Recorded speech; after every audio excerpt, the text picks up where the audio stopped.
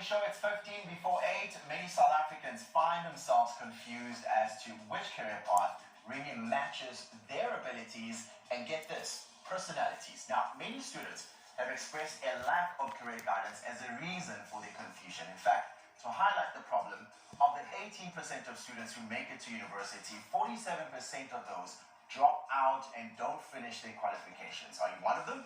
We are talking to you. Pay attention. Now, to solve this problem, many first world countries are using sciences like personology to understand why certain people do well in certain professions and how to tell which career path that you should take before you find yourself stuck in a job you do not like.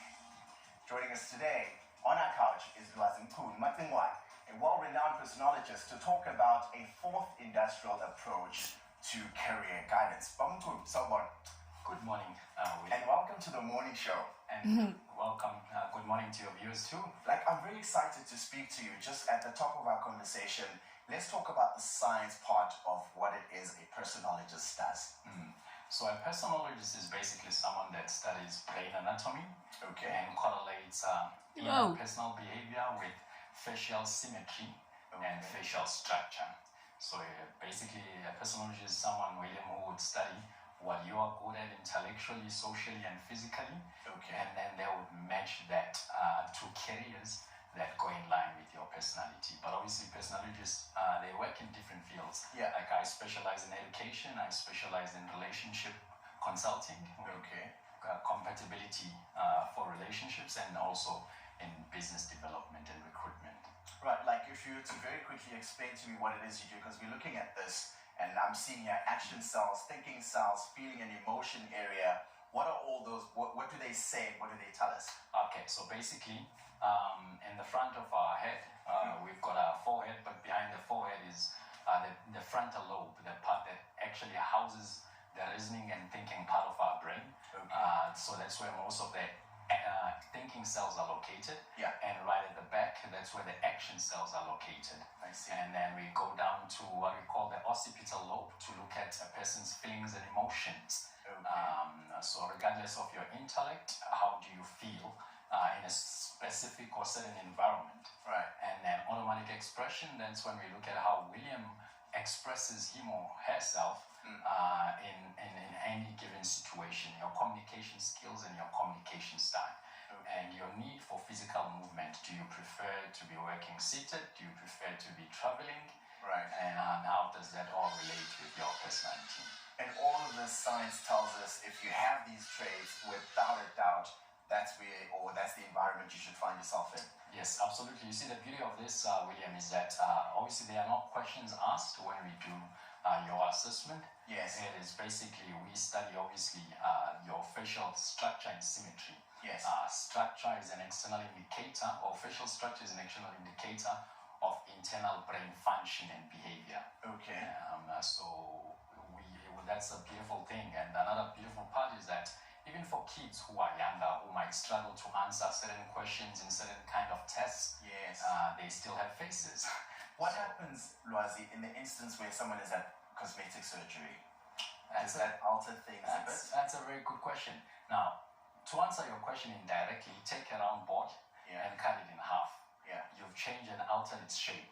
Will it continue to roll in the same way as it did before, William? No, it won't. Okay, so when we alter anything externally on our faces, we also alter our internal self. That is why you find a lot of people that have maybe cosmetic surgery at loggerheads and at conflict with self, and they continue from surgery to surgery because of that conflict. And obviously, in our intro, we were talking about the very large number of students that drop out every year in South Africa. Why is that, Lwazi, do you think? The first and foremost reason, William, is that most of our students, so if you get your school report and you are finishing grade 12, Yeah. it only covers your intellect. Yes. And it does not tell us socially and emotionally what kind of person William is, what kind of environment will he thrive in, and where does he prefer to work. Like how I ended up in an engineering environment because I was good in maths and science, but it wasn't the environment that I was passionate about per se. Absolutely. So you are calculative and you are right to be in math maths and science, but you could have applied maths and science in a totally different field socially. Right. And that's where a lot of our students are going wrong, because at school they just say, because William is good in maths, let him go and be an engineer, or let him go and be a doctor. But only to find that when William sees blood and needles, he gets more traumatized than the patient coming into him. Right. Let's talk about my reading very quickly. I mean, we put up a picture of me there. What can you read? I guess the first thing is the high forehead. It indicates forehead height indicates yours is very high, so it indicates that you take into consideration that before you speak, you are likely to think about almost anything that you will say. Right. So you are a very good thinker, but not only are you a thinker, your struggle is to follow through with your thoughts. Right. So you'll have a lot of them. We call it multiplicity of ideas. Okay. But the challenge will be with follow through. Wow. What do the eyebrows tell us? Calculativeness, as I just mentioned. Yeah. They give with numeracy and calculations, but they're also more of a circular shape, which indicates what we call design appreciation. Their love and passion for design and beauty. Yes. So a person that, other than the fact that they are very intellectual, but they would also love to look beautiful, if I may put it, or handsome, if I may put it that way. That is insanely accurate, Lwazi. Would this not be a bad idea? I think it would be a great idea to introduce this as part of our education structures in some way or another. Are you planning that at all? Seeing it's a first world approach, what we've actually done is we've visited, I'd say, over 400 public schools, and they've all expressed a great need. Yeah. So now we are at a point where we're engaging with government to take this forward, so that we can help South African students, because most of them get lost in grade 10, when they choose those subjects. Grade 10 already? Yep. If William is calculative, and we take him to do maths and physics, already we're putting this thing in his mind that, William, you ought to be an engineer. Right. You can still do maths and physics and not be an engineer. Yes. But also, if William was maybe a smart student in grade 9, automatically you ought to do maths and science in grade 10. Right. And maybe William does not even want to do maths and science based on his personality.